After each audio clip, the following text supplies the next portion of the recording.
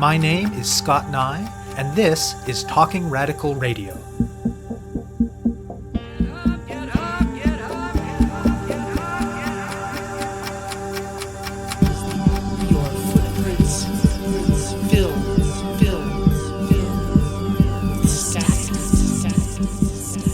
Hello and welcome to Talking Radical Radio, where we bring you grassroots voices from across Canada. We give you the chance to hear many different people who are facing many different struggles, talk about what they're doing, how they're doing it, and why they're doing it, in the belief that such listening is a crucial step in strengthening all of our efforts to change the world. On this week's show, I'll be speaking with Medeana, Moussa, and Neigh. Charter schools are educational institutions that are funded by public money but that exist outside of the public school system, often with a distinct mandate of some kind. They've become common in many jurisdictions in the United States in recent decades, but the only Canadian province to allow them is Alberta, which has had legislation permitting them since 1994. A voucher system for funding education is one in which funding follows the student. Education in Alberta is funded in this way, with about 70% of education dollars moving with the student.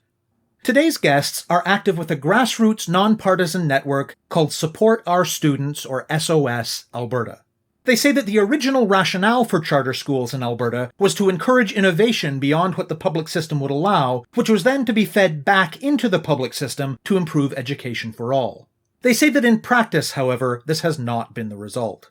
Instead, charter schools have become places of exclusivity. Though they cannot charge tuition, there are often still financial barriers to attending charter schools, and they tend to exist in wealthier areas. So charter schools have divided students and educational experiences not only along lines of socioeconomic status and geography, but things like religion and gender as well. And because of the voucher system of funding, as students switch to charter schools, that effectively pulls resources out of the public system. Past a certain point, that can make the public system less able to support the students who remain. They further argue that rather than an education system organized on the basis of competition for funding and on exclusivity, we're all better off with a robust, well-funded public education system. Such a system leads to a healthier, safer, and more equal society, and is an essential element of a healthy, functioning democracy. And, if done well, it offers fewer barriers and more opportunities for students who are marginalized in various ways. SOS Alberta had its origins among parents on public school playgrounds in Calgary in 2015. Medeana Moussa, who's an entrepreneur and a mother of 4, discovered it a couple of years later. Her initial involvement was to host a screening in her community of the documentary film Backpack Full of Cash. The film explores charter schools, voucher funding, and privatization in the United States in a way that the group feels is relevant to Alberta's situation, so it's one of their big outreach tools. Moussa is now the group's executive director. Neigh first encountered the group by attending a screening of the documentary about a year ago. She holds a PhD in neuroscience, has 2 children, and is the communications director for SOS Alberta. In the group's early years, they did some direct lobbying of provincial politicians, but more recently their work is focused on educating and mobilizing parents and other Albertans concerned about privatization and other threats to public education. They make use of social media, they hold viewing parties for Backpack Full of Cash, they do in-person educational sessions, they engage with school councils, and they mobilize people to write letters and put other forms of pressure on school boards and the province. COVID-19, of course, has prevented certain kinds of in-person activities and has forced the group to adjust its focus. Though many jurisdictions have been criticized for not doing enough to prepare schools for a safe return of students, teachers, and other workers this past September, Neigh and Moussa say that Alberta has invested the least of any province and offered little direction and little support for the kinds of safeguards that are needed. So in addition to their ongoing work, SOS Alberta has put together a COVID-19 school tracker. It gives parents and students much-needed information about transmission in schools, and it's become a useful way for the group to connect with people who have concerns about the system. As well, they've been working in coalition with groups called AB Docs for Patients and RAD Educators to push 12 demands for safer schools during the pandemic. I speak with Moussa and Neigh about the importance of public education, the dangers of privatization, responding to COVID, and Support Our Students Alberta. My name is Neigh, and I grew up in Alberta attending public schools, and I hold a PhD in neuroscience from the University of Lethbridge. I was actually born in Hong Kong, and my family immigrated here when I was 4 years old to Alberta. As I became older and realized how, I guess, lucky we were to be able to come here, I also understood that not everybody was able to access the level of public education, and there's still a lot of competition in this society here.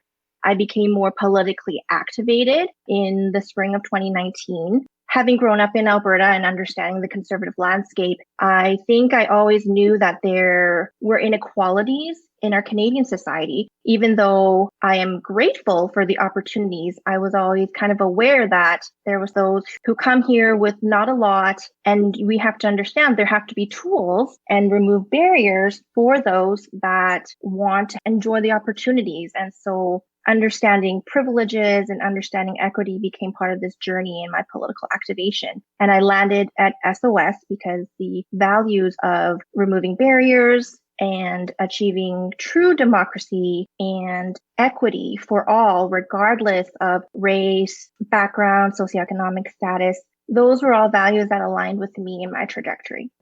I became involved with SOS about a year ago when I attended a screening of Backpacks Full of Cash. I was worried about the increasing privatization of our public education system, being someone that attended through K-12 and also post-secondary.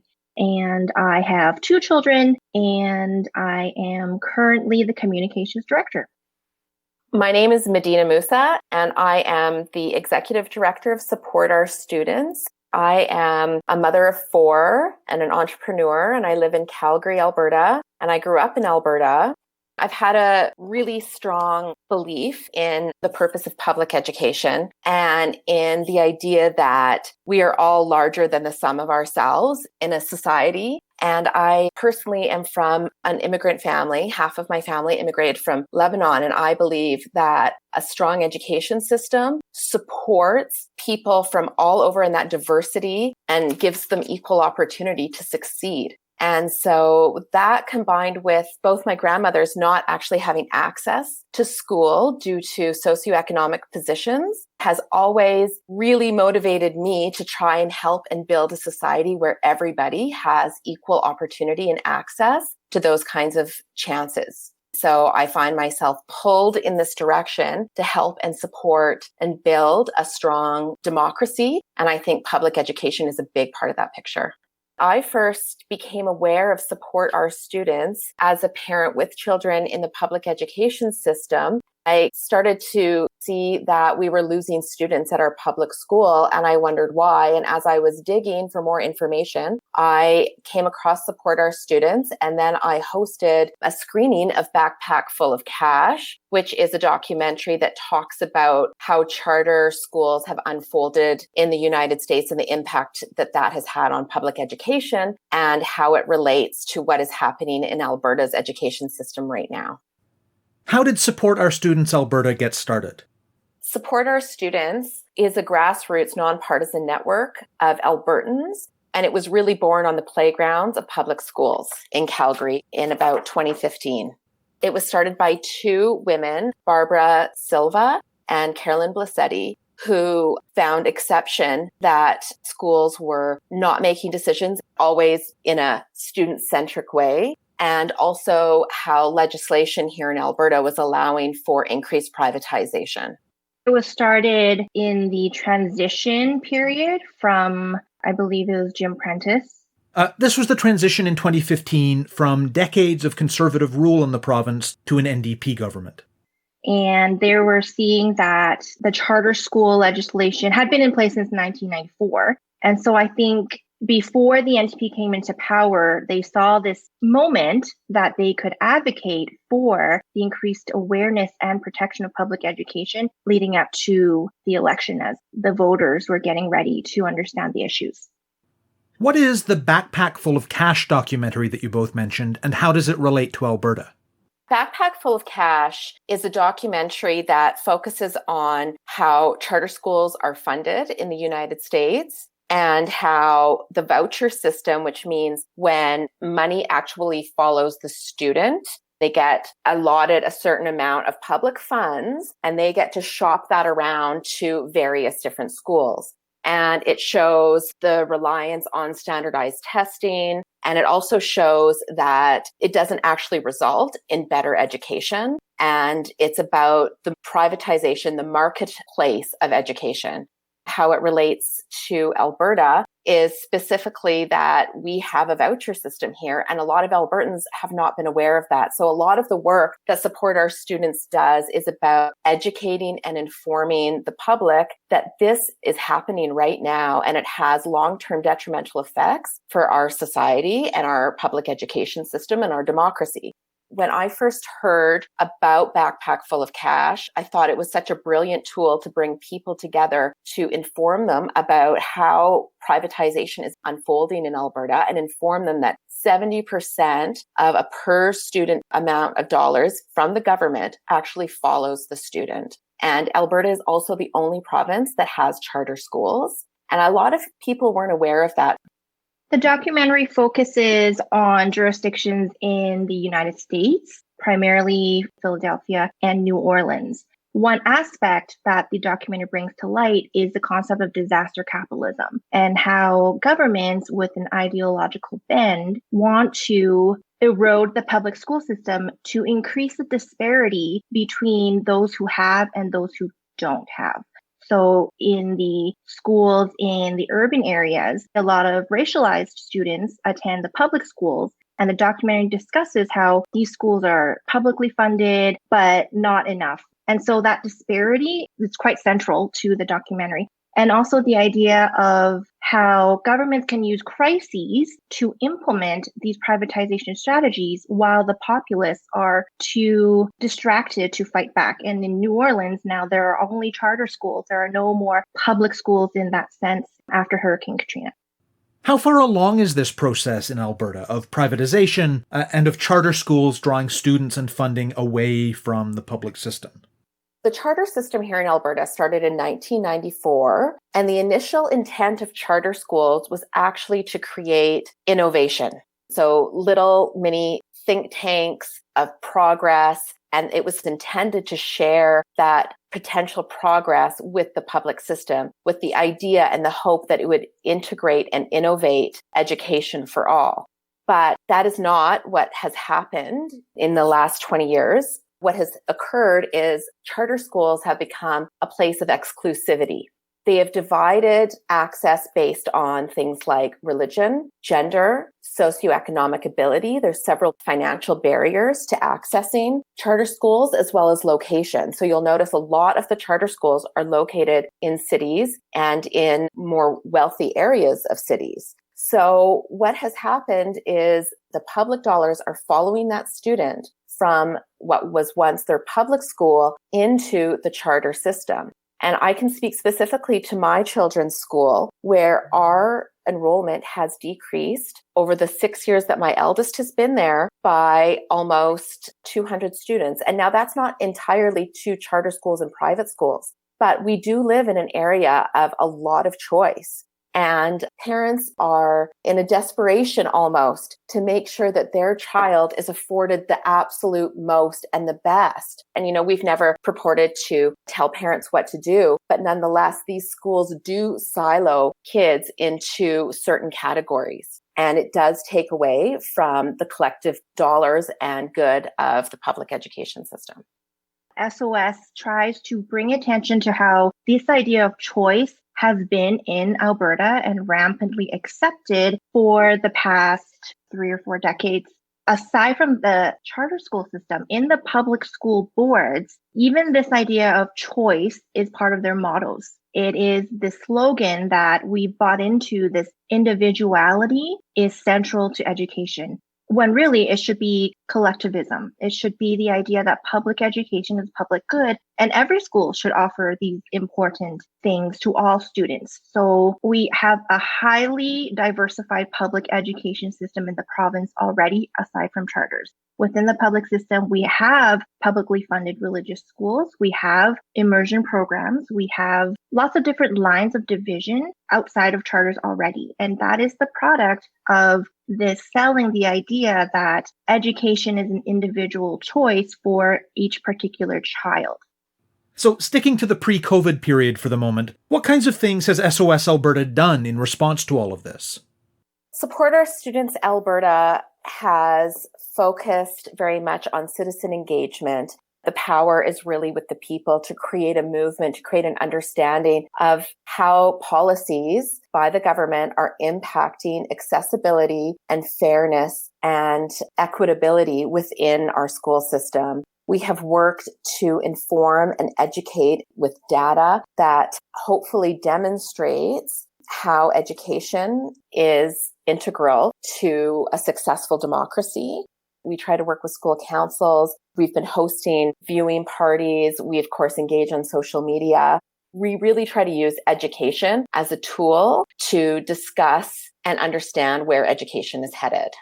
In the earlier days, SOS did participate in lobbying the government. The founders did meet with, certain politicians, and they found that political parties have their own agendas, and it's not necessarily as powerful as arming the citizenry can be. And so we've shifted to activating parents and community members.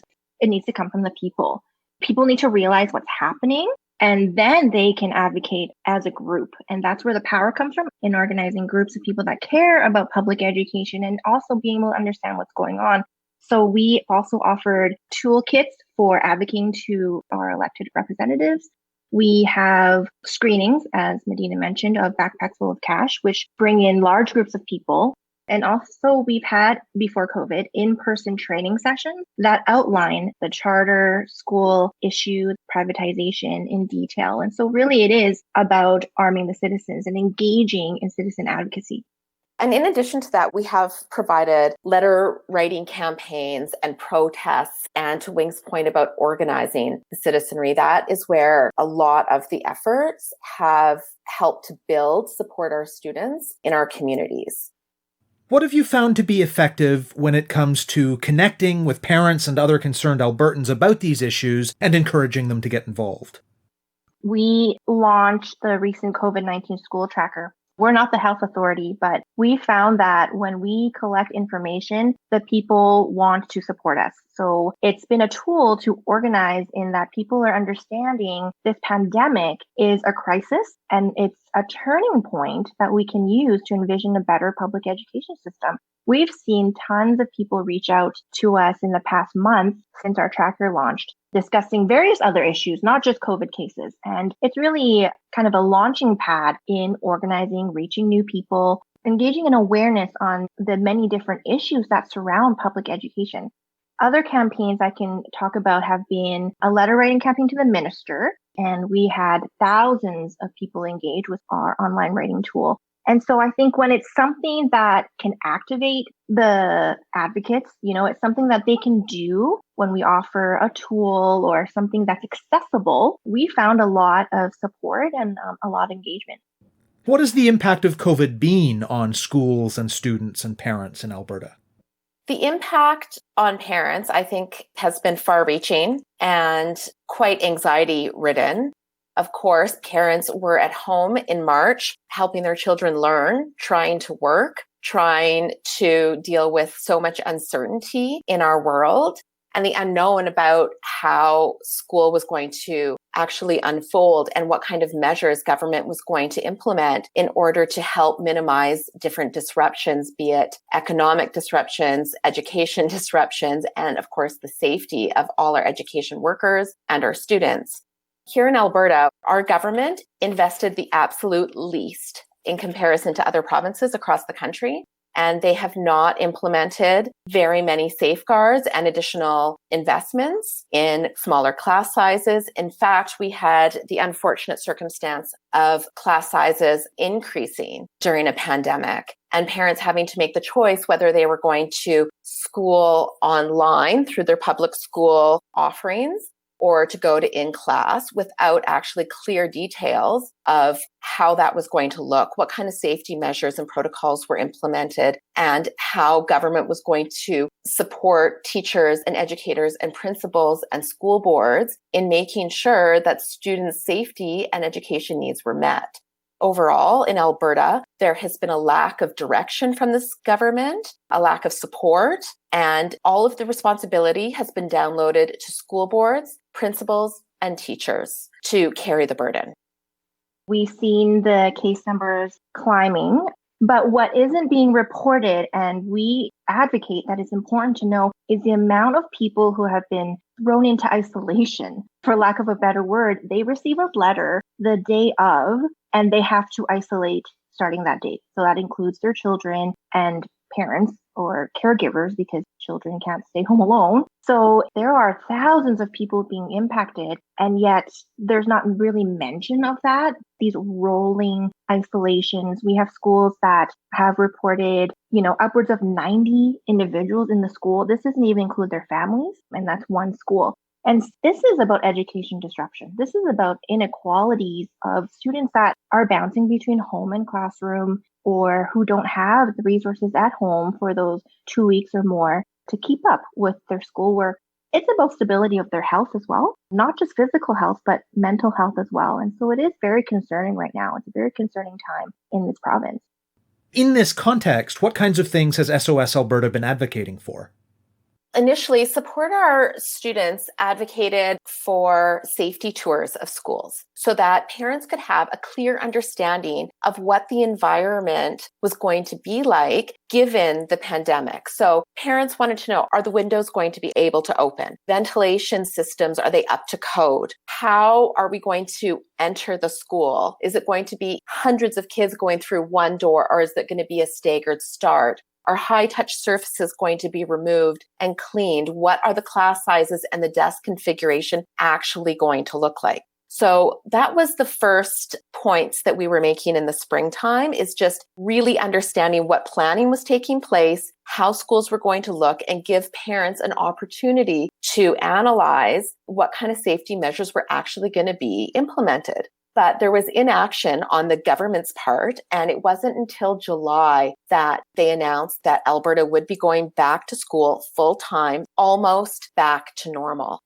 So at that time, we formed a coalition with AB Docs for Patients, which is another grassroots organization full of doctors, and also RAD educators, teachers and education staff that are focused on equity in the teaching profession.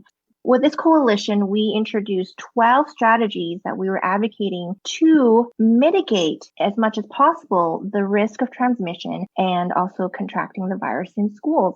And we actually were one of the only groups that really stressed these changes needed to be long-term. We knew as an organization from our research, classroom sizes have been ballooning since 2004, which is the earliest point that our data goes back to. Before COVID, the class sizes were large and schools were crowded. So our 12 strategies are on our website, and it includes, recommendations such as physical distancing as the first line of defense. But how do you do that in a room of 40 kids? So we had to advocate for creative solutions that distributed populations in spaces that weren't being used during the pandemic, and none of that happened. The other strategies included masking and ensuring that transportation had a plan of assigned seating on these buses. And what we really heard from the government was all of this is too much, so they decided to really not do anything. And it was extremely disappointing. And here we are a month later with these rolling disruptions of piecemeal schools just close for a period of time, and then we deal with it that way. Wing points to a really important part of the problem with how this is intersecting with COVID right now, is there have been a lot of long-standing problems in public education that have been ignored by government. So ballooning class sizes, crumbling infrastructures, overcrowded buses. These were all problems prior to the pandemic. And the pandemic has just magnified these issues and has shown that really we have been neglecting this institution and that it deserves more. And now when we're faced with a crisis, we are in a worse situation than we would have been if we'd been taking care of our system all along and of our students. So you've got this collision of education and health coming together and how it's going to impact the greater community as a whole. In what you've said today, and even more so on your website, it's clear that your group is not only about defending public education, but about challenging inequities within public education. Talk a bit more about that side of your work. Aside from protection of the institution of public education systems, we have always been vocal about outlining these oppressive and also deeply ingrained systems that not everybody is conscious of. So we don't collect race-based data in Alberta in education, but we know the disparities are there. We know that ingrained systemic racism is fundamentally embedded in the way that our education system runs, because we know that it was built on colonialism, this nation, Canada. We've always been kind of outspoken in naming these inequities of race, gender orientation. And to wrap things up, why is your group so committed to ensuring that education be public? A functioning democracy requires educated citizens. And so education is really a public good and not a consumable product. That is an important concept for people to understand, that in order to have a successful society where people are lifted up and productive members of it and voting members of it, that everybody has equal access to a quality education system. Public education is so much more than just personal achievement. It's about preparing people to work together and not only advancing themselves, but also society. I think so much of our strength comes from our diversity. And if we don't come together at the beginning of this journey in public education as children, we really lose out on an opportunity to understand one another and grow in that diversity, and rather than separate ourselves into silos and build walls instead of bridges. And I think that's what the charter system actually sets to do. It sets to separate people based on socioeconomic status, on gender, on religion, and it prevents that society from coming together, and also making sure that everybody, no matter how advantaged or disadvantaged you are, that everyone has the same access to public education, to a quality education. And I think in the end, we all benefit from that. You know, nobody should be leaving their neighbor behind. And I think public education is really an investment in our future as a country. People are proven to be healthier. Societies are proven to be safer. This is really a public good. It is not just for the elite. It really is a pillar of our democracy. You have been listening to my interview with Medeana Moussa and Wing Lee of Support Our Students Alberta. To learn more about the group, go to supportourstudents.ca. To find out more about Talking Radical Radio, the guests, the theme music, and the ways that you can listen, go to talkingradical.ca and click on the link for the radio show. On the site, you can sign up for email updates or follow us on Facebook, Twitter, iTunes, SoundCloud, and other platforms. I'm Scott Neigh, a writer and media producer based in Hamilton, Ontario, and the author of 2 books of Canadian history told through the stories of activists, published by Fernwood Publishing. Thank you very much for listening, and I hope you tune in again next week.